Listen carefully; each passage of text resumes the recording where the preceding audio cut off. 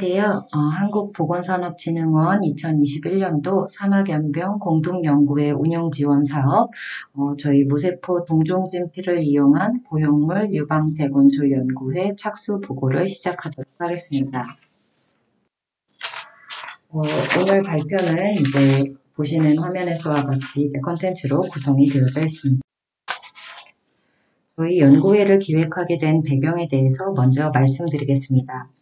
유방암은 유방에 생긴 악성 종양으로 전이가 흔하며 재발 가능성이 높은 질환 중 하나로서 조기 진단과 적극적 치료가 그 무엇보다 중요합니다. 하지만 유방암 환자 수가 지속적인 증가 추세에 있으며 2000년에 비해 2016년 무려 3.8배 증가되었다는 보고가 있습니다. 또한 빨라진 초경과 서구화된 식습관, 늦은 결혼 등 사회적 문제와 맞물려서 특히 젊은 유방암 환자가 최근 증가하고 있습니다. 보고에 따르면 전체 유방암 환자 10명 중에 1명이 20에서 30대로 10% 이상을 차지하고 있다고 합니다. 이러한 젊은 유방암 환자뿐 아니라 유방암을 앓고 있는 많은 여성 환자들이 유방암 치료를 위한 유방절제술을 시행받는 경우 유방 상실로 인한 충격과 체형의 변화로 치료 이후의 삶의 질이 크게 급격히 떨어지게 되는데 이를 극복하기 위한 방법으로서 유방 대건술을 받는 환자들이 급증하고 있습니다. 특히 악성 종양 등으로 인해 유방을 절제한 환자들을 대상으로 시행되는 유방 재건술은 2015년 건강보험 적용을 기점으로 눈에 띄게 증가하고 있습니다. 건강보험의 적용으로 기존 1,000만 원에서 현재 2분의 1에서 3분의 1 정도로 치료비가 크게 경감돼서 300에서 500만 원 정도면 수술을 받을 수 있습니다. 현재 국내 유방절제 환자의 약 30%가 재건술을 받는 것으로 알려져 있습니다.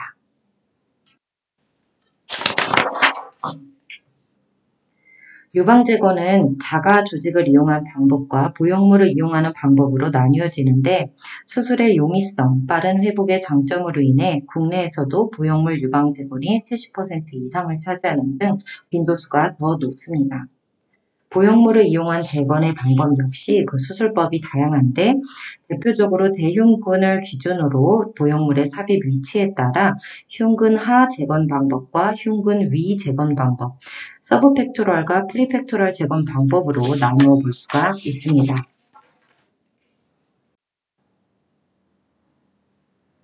과거에는 피부 보존 유방 전 절제를 하는 경우 잔존하는 연부 조직의 두께가 충분하지 않기 때문에 보형물 삽입 시 그로 인한 합병증 발생률이 높았습니다. 이러한 문제를 해결하기 위해 보형물을 흉근 아래에 삽입해서 보형물이 얇은 피부 아래 위치하는 것을 막아주는 수술 방식인 서브펙토럴, 흉근 하 보형물 재건 방법이 좀 더 일반적으로 사용되어 왔습니다. 그렇지만 서브펙토럴에서는 이제 보형물을 근육으로 완벽하게 덮기가 어려웠습니다. 이를 극복하기 위한 방법이 제시되었는데 그중 한 가지가 무세포 동종진피를 적용하는 것이었습니다. 무세포 동종진피를 적용하자 보형물을 덮고 지지해줄 뿐만 아니라 구형 구축 등의 부작용이 예방되었습니다.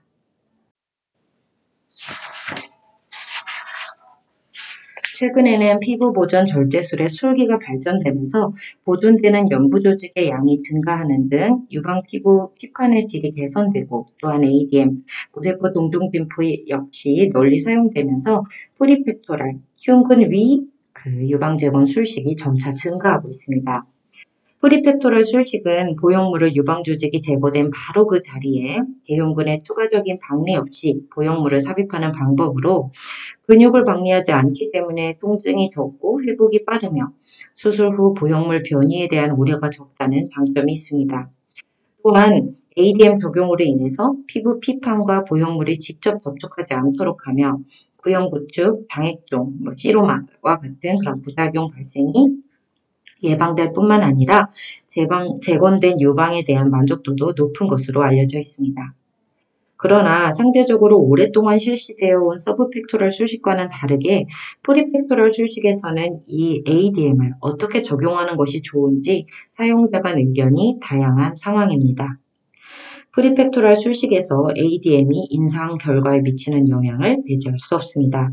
따라서 저희 연구에는 임상의와 환자 모두를 위한 임상 결과 만족도 향상을 위해서는 적절한 ADM을 선택하고 또 안전하게 이를 적용하기 위한 가이드의 개발이 필요하다고 생각이 되었고 본 연구회를 기획하게 되었습니다.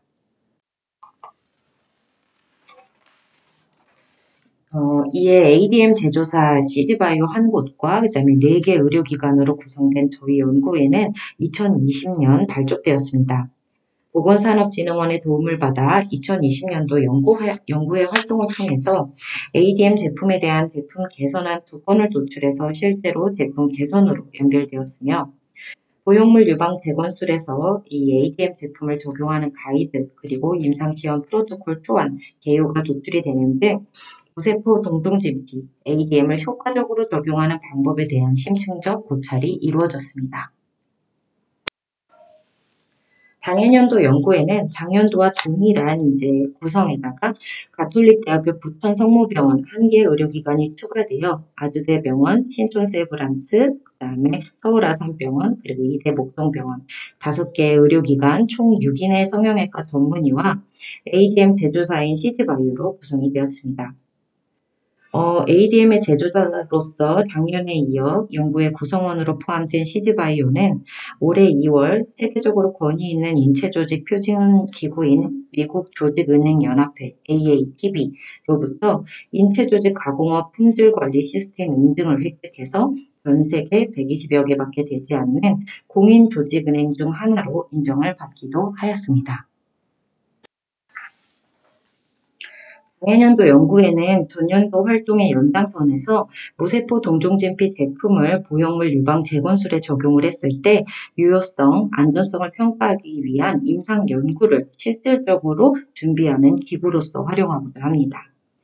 보형물 유방 재건술에서 무세포 동종진피 ADM 적용의 유효성, 안전성이 임상적으로도 의미 있게 입증되기 위해서는 다양한 임상 경험에 근거해서 적절한 평가 항목, 지표가 설정되어야 합니다.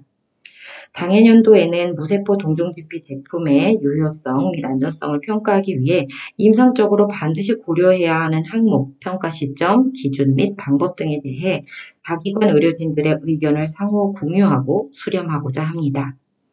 이를 통해 최종적으로 향후 임상 실시를 위한 임상시험 계획서와 그 다음에 임상시험 데이터를 효과적으로 기록하기 위해 필수적인 등내 기록서를 개발하고자 합니다.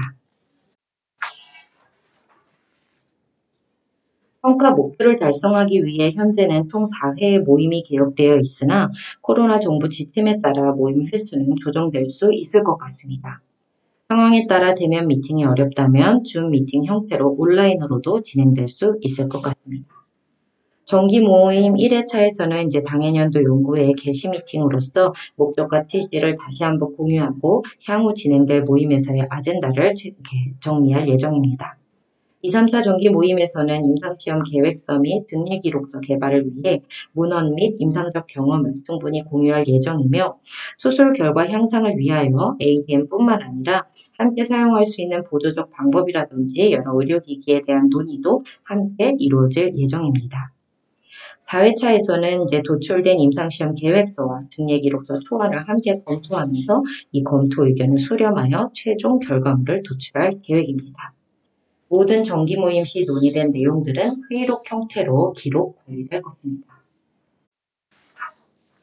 사업비의 구성은 정부 출연금, 민간 지원금 950만원, 550만원으로 구성이 되었으며 민간 지원금의 경우는 연구의 운영 및 관리에 소요되는 여러 용역 제공에 대한 대가, 회의비로 정부 출연금은 그 외 연구의 진행에 필요한 자문료, 회의비, 홍보물 제작, 인쇄비 등으로 지출할 계획입니다.